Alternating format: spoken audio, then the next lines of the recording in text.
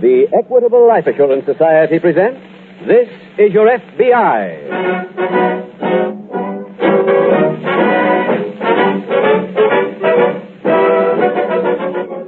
This is Your F.B.I., the official broadcast from the files of the Federal Bureau of Investigation. Presented as a public service by the Equitable Life Assurance Society of the United States and the Equitable Society's representative in your community.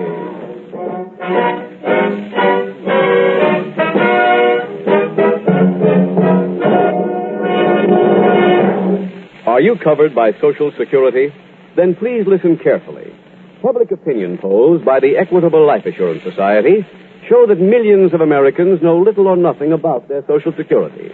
Yes, according to these Equitable Society surveys, you may be failing to safeguard rights worth thousands of dollars. Therefore, as a public service, the Equitable Life Assurance Society will devote this program's entire middle commercial, due in just 14 minutes, to information on Social Security. Information that may mean money in your pocket.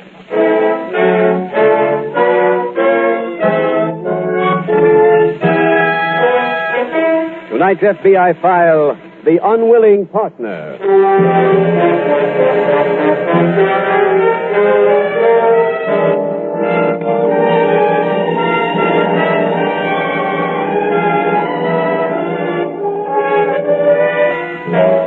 J. Edgar Hoover, director of the Federal Bureau of Investigation, today made available the latest figures on America's current crime wave. This study contains the newest facts known to your FBI about the substance and the quantity of crimes committed in the United States in the past 12 months. The truly shocking news about the war against crime is that instead of progress, it must be reported more persons were arrested in the past year than in any other year on record. The arrests of men increased 14%, and the arrests of women rose almost 10%. Nowhere in the land is there a community which does not know crime, and in very few places is any ground being gained in the constant battle against our army of criminals. A battle which must be won, and won soon, unless we wish to leave the generations which follow a heritage of lawlessness.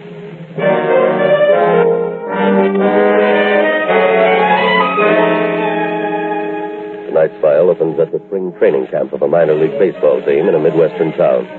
It is early afternoon, and scattered around the ballpark are several dozen players. Some of them are shagging flies in the outfield, some are having pepper practice, and a few of the pitchers, like Red Martin, are warming up with a catcher.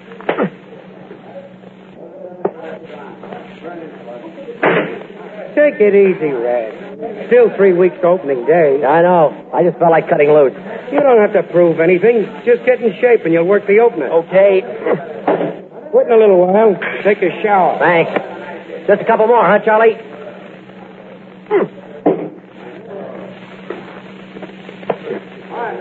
Hello, Red. Hi, son. Can I have your autograph on this ball, Red? Sure, kid. As soon as I finish working. Well, you know something? We just made up a Red Martin club. Did you? Yeah. We're going to come out and see you every time you pitch. How many of you in the club? 4 of us so far. I'm the president. I'll tell you what I'll do. I'll give you some passes for the opening game, huh? Honest? Oh, sure.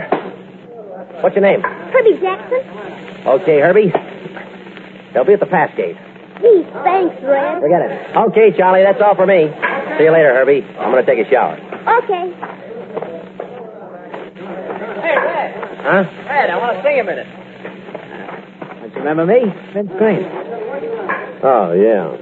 You were a friend of Joe Jenkins. That's right. Met you in St. Louis. Uh-huh. Been a lot of places since then.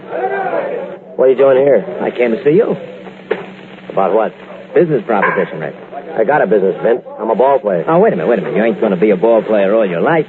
This is a chance for you to hook into something nice. I'm busy, Vince. I got to get in and take a shower before I cool off. Well, look, why don't you meet me after you get through with your shower? I'll wait for you outside the clubhouse, huh?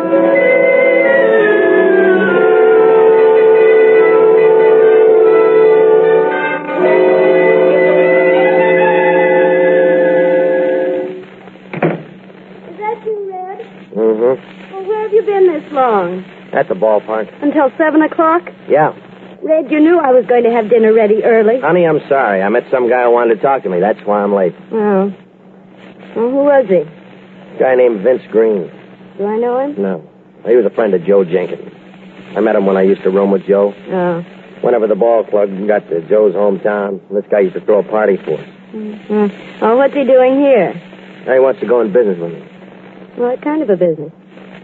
Used car lot, using my name on it. What do you put up? Nothing. What do you get out of it? Well, he wants to give me 25% of the business. Oh, well, that sounds wonderful, honey. I told him I wasn't interested. What? I turned the deal down. Are you out of your mind? I don't like it. Well, why not? Helen, why should he cut me in like that? Because you're a big name in this town, that's why. This is a good move on his part. And it would be a good move for you. I don't know. Well, I do. You call him up right now and tell him you've thought it over and you want to take up his proposition. But, Helen... Look, do you think I want to go on for the rest of my life worrying about whether you'll get a sore arm or whether some kid is going to get a lucky base hit off you and win a ball game? This way, you're in business. If your arm goes bad, the business keeps going. Don't you understand? Okay, I'll call him after dinner.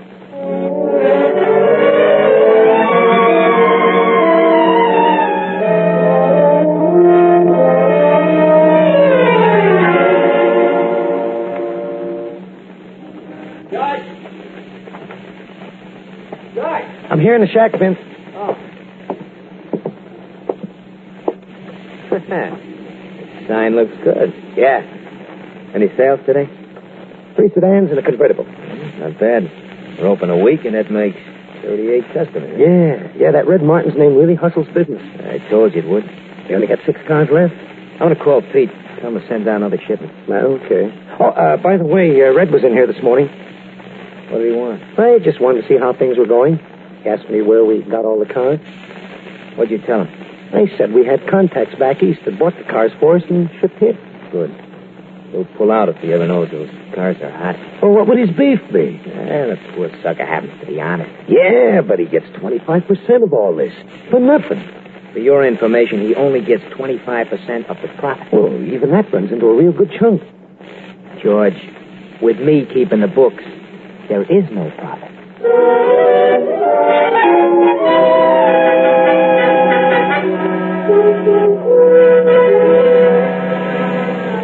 In a nearby city, a combination warehouse and garage is on fire. It is a 3-alarm blaze. FBI Special Agent Taylor is standing just inside the fire line. Jim. Oh, Jim. Oh, hello, Andy. Sorry I had to call you at this hour of the night. That's all right.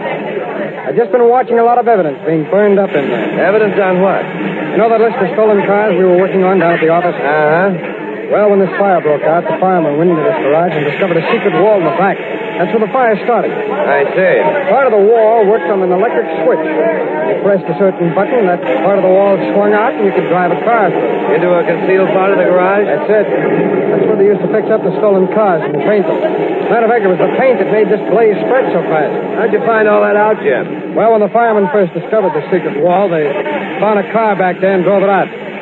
That's it, parked down there, down the street. The gray convertible? Yeah, that's right. I guess the gang didn't have time to change the motor number on it because it hadn't been filed off as yet. It's one of the cars on our list? That's right. Has anybody been caught, Jim? Any of the people from the garage, I mean? Yeah, the night manager is down at headquarters now. And there was a body found, but so far it's been unidentified. I see. You know, Randy, this could be the break we've been looking for in this used car ring. I know. Well, we'll know more as soon as we can examine this place. How soon do you think that'll be? About an hour from what the fire chief told me. Randy, look, why don't you stay here and go through the place as soon as you can, huh? All right. You going back to the office? No, I'm going down to headquarters and see that night manager. Find out how much he knows.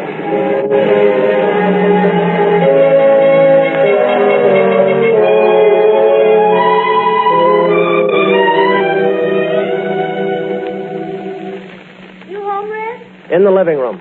Well, I didn't see any lights on. Well, why are you sitting here in the dark? I've been thinking.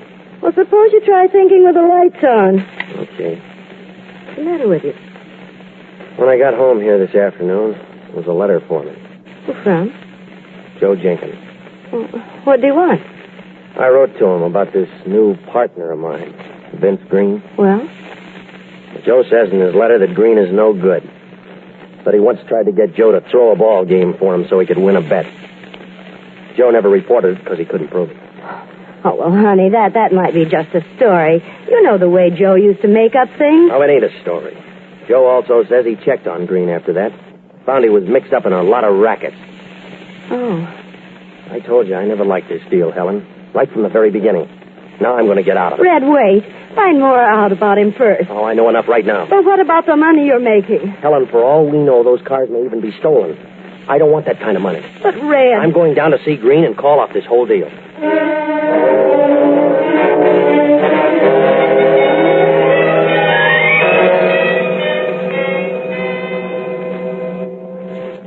Well, Jim, that fire finally cooled down enough for us to explore the ruins. You get anything, Randy? Yes, I found evidence that an outfit called the A&B Trucking Company has hauled a shipment of automobiles for them. Well, they're a legitimate outfit, huh? I know. I called them to see where they'd shipped the cars. They're checking it. We should hear from them any minute now. Oh, fine. What did you get from that night manager? Plenty. He told me there were 3 accomplices. Police picked them all up, questioned them. They all claimed they'd never seen the man who ran the business. Who gave them their orders? A man named Tom Chase. At least he paid them. He was the only one who dealt directly with the boss. It seems this boss traveled around quite a bit, setting up used car lots in different cities. Did you find out where to pick this Tom Chase up? He was the unidentified body in the garage. Oh, fine. The only one who can lead us. Oh, excuse me. Special Agent Taylor speaking. Oh, yes. Yes, just a moment, please, while I copy that down. Okay, go ahead. 4418 Main Street, Bay City. Got it. Yes, thanks very much. Bye. That was the A&B Trucking Company, Randy. Is that the address they shipped those cars to? Yes. I think the best thing to do is call the Bay City Police. This might tie in with something they're working on.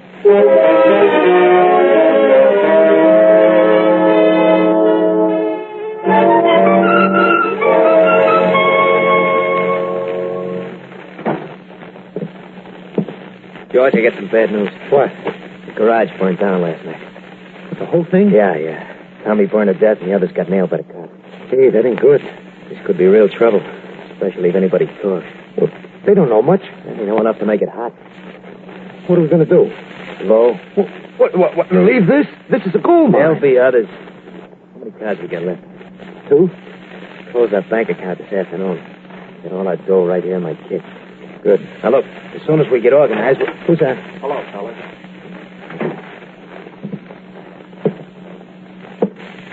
Hiya, Red. What brings you around? I had to see you right away. Well, what about? I got a letter from Joe Jenkins this afternoon. Oh. How is Joe? He told me some things about you. Things I didn't like. What is this? He said you tried to get him to throw a ball game once, Vince. That you're a racket guy. Joe said that about me? Yeah. I don't want to be mixed up with anyone like that. You want to quit, is that it? Yeah. Okay. We quit. You mean it? Sure, I mean it. All right. How many cars have you sold here so far? Oh, I don't know. How many, George? 46. Why? I want the names of the people who bought them. What for? I want to call them. Check the motor numbers on their cars. Now, what's the idea then? I want to make sure that none of those cars were stolen. Wait a minute. Let me have those names. We ain't got them. What? Well, we lost them. Don't give me that. Look, Red, my advice to you is to forget all about this. Oh, no. I've got a reputation in this town. Oh! Him and his reputation. You think we didn't have one ourselves?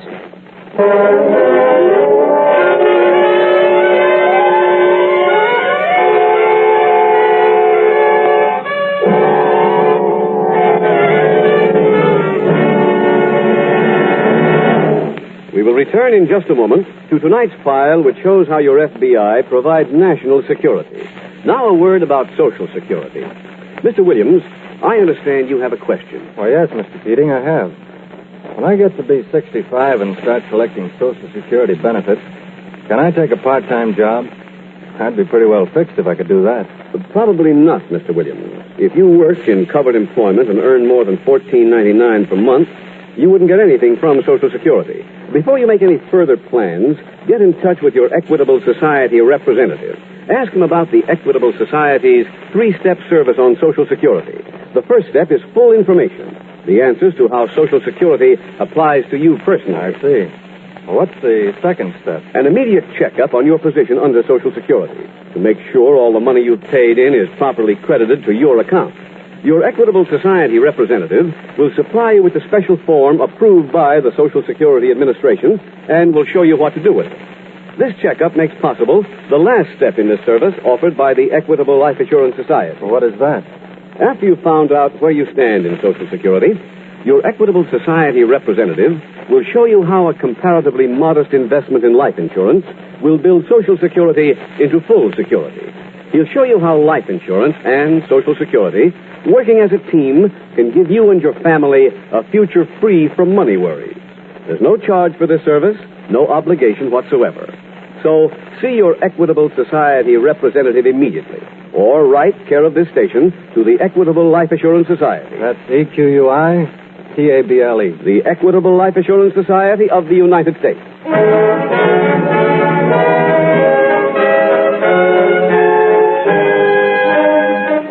Now back to the FBI file, The Unwilling Partner.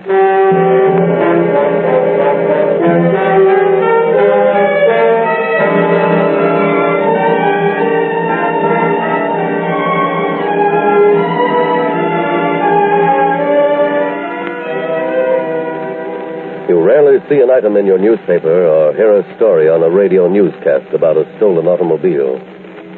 Because the value of any single car is not likely to be large enough to make it newsworthy.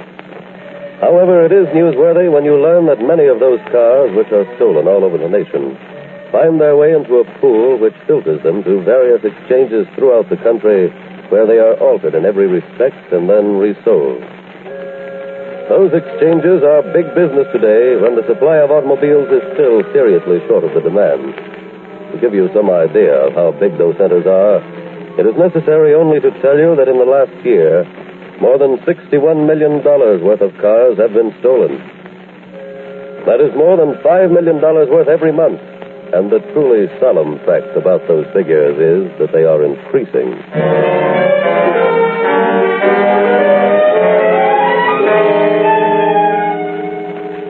Tonight's file continues at the local F.B.I. field office.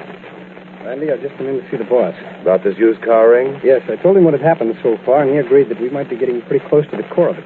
He said that we were to work on this case exclusively for the next few days. Well, that's fine. Oh, excuse me. Special Agent Taylor. Oh, yes, Chief. You have?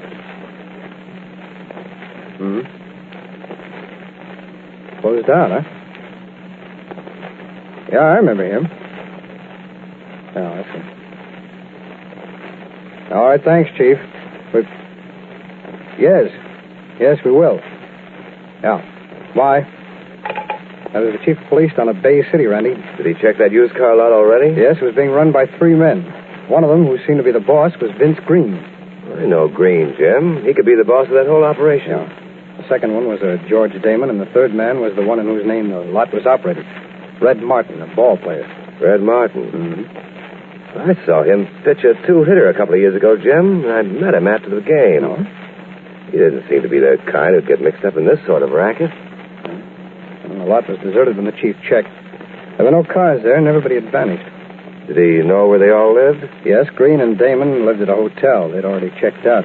Green had also withdrawn all his money from the Bay City Bank. How about Red Martin? Well, his wife claims that she hadn't seen him since early evening. Randy, I think we ought to get down to Bay City right away.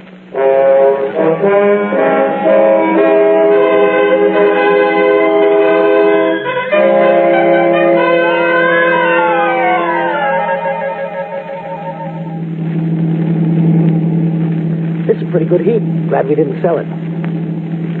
You know, it'd have been funny if we had to go out and buy a car from some legit. Times ain't never going to get that tough. Ever taken this highway before? Not that I know of. Why? Whenever I ride on it, it makes me feel kind of funny. What for? Remember Chick Patterson? Yeah. He's part of it. I don't get it. Chick got in trouble when they were building this thing. North Side mob took him for a ride, put him in one of those road mixes. Oh. Tell me about the new garage. I bought it about a year ago. I had a lot of cash and looked like good investment. Is it laid out good for us? Yeah. We can set up a phony wall just like any other place. Swell. Hey, Chick Patterson is getting kind of bumpy.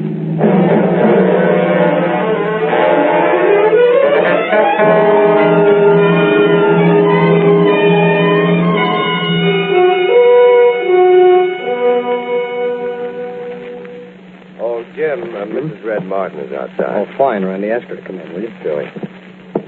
Please come in. Thank you. This is Special Agent Taylor, Mrs. Martin. How do you do, Mr. Taylor? Hello, Mrs. Martin. Won't you sit down, please? Thank you. Jim, I'm going in to talk with the chief of police. Right, Randy. See you later. Mr. Taylor, have you heard anything about my husband? No, not yet. We've got an alarm out on his car, and that's about all we can do at the moment.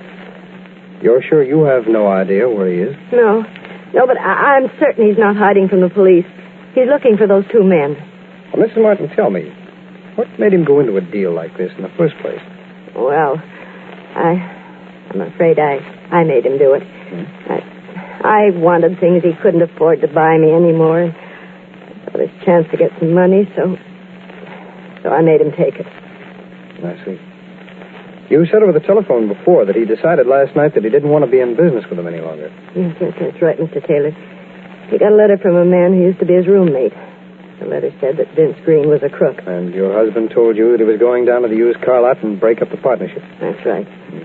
Mr. Taylor, Red is an honest man. Oh, he may not be young anymore, and he may not be able to pitch as good, but he's still dead honest. Mrs. Martin, he didn't phone you or get in touch with you in any way after he left the house, did he? No, he didn't. Pardon me, Jim, but we may have a break. About my What husband? is it, Randy? A youngster in one of the city schools went to his teacher and told her that he saw Red Martin last night at the used car lot. I told you he went there. Where's the youngster now? He's on his way over here. Oh, good. Mrs. Martin. Yes? You may go home now, and as soon as we have anything, we'll call you.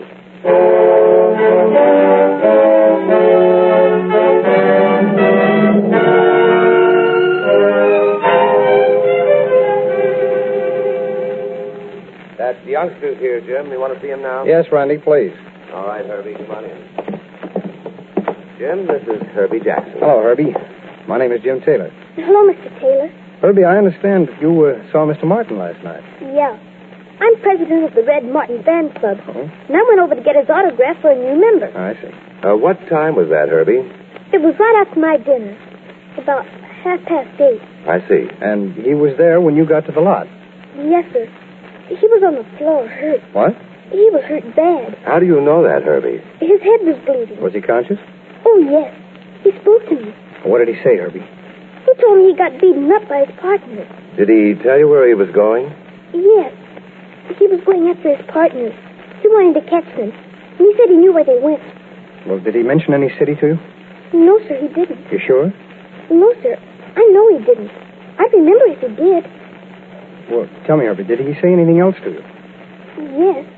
He said for me not to worry, that he wouldn't get in any trouble.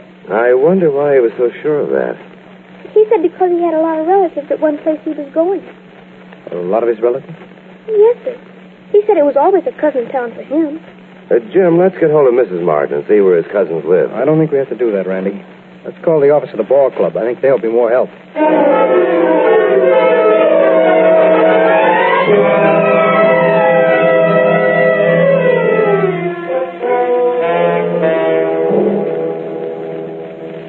Vince, this is a real good layout. Yeah.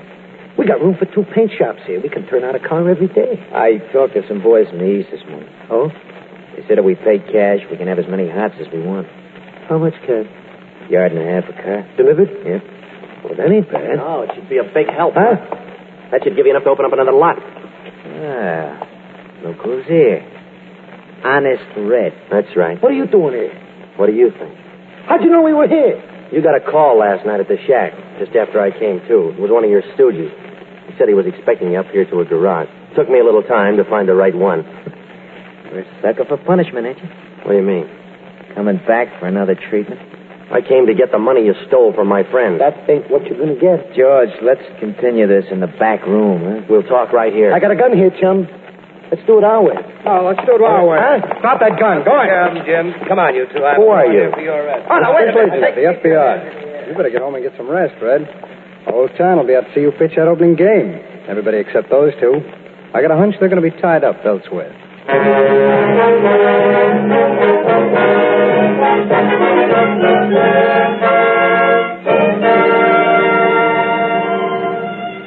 Vince Green and George Damon were tried, convicted, and sentenced to 20 years imprisonment for a violation of the National Motor Vehicle Theft Act. The word cousins is a baseball expression meaning an opponent who is easy to defeat. And a check at the baseball team's office showed which club had never beaten Red Martin. On the same phone call, Special Agent Taylor learned the name of the hotel at which the ball club stopped when they visited that city. It proved a simple matter to learn that Martin had checked in at the hotel and to trail him until he led the two agents to the men who had attacked him. Men who were engaged in operating a stolen car ring and a string of used car lots. The fact that these men were thieves and in the used car business is not a reflection on this business as a whole. The overwhelming majority of used car dealers are capable, honest businessmen. The only important thing for you, the law-abiding citizen, to remember is to check on every stranger with whom you do business. In that way, you protect yourself and you do your part in fighting America's incessant battle, the war against crime.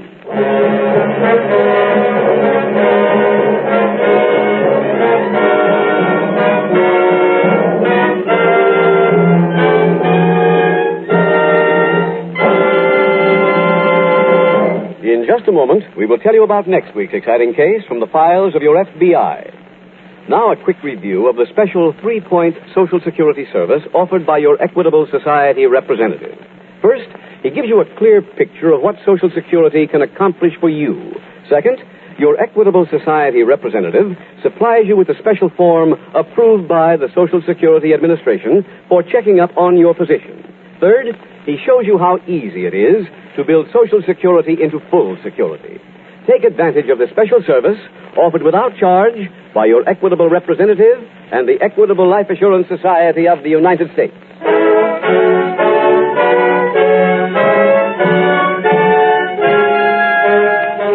Next week, in addition to presenting another dramatic case, you will hear J. Edgar Hoover, Director of the Federal Bureau of Investigation, with a message of importance to all of you. The incidents used in tonight's Equitable Life Assurance Society's broadcast are adapted from the files of the Federal Bureau of Investigation. However, all names used are fictitious, and any similarity thereof to the names of persons living or dead is accidental. Tonight, the music was composed and conducted by Frederick Steiner. The author was Jerry Lewis. Your narrator was William Woodson, and Special Agent Taylor was played by Stacy Harris. This Is Your F.B.I. is a Jerry Devine production. This is Larry Keating speaking for the Equitable Life Assurance Society of the United States and the Equitable Society's representative in your community, and inviting you to tune in again next week at the same time when the Equitable Life Assurance Society will bring you another thrilling story from the files of the Federal Bureau of Investigation. The Runaway Racketeers on This Is Your F.B.I. This is ABC, the American Broadcasting Company.